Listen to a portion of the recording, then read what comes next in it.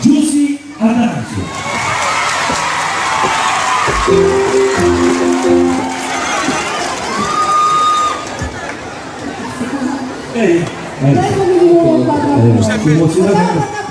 Si è emozionato anche il maestro. Si vede, si bella.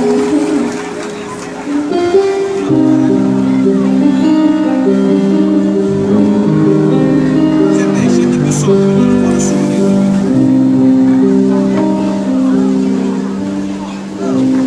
Tu sei la cosa grande,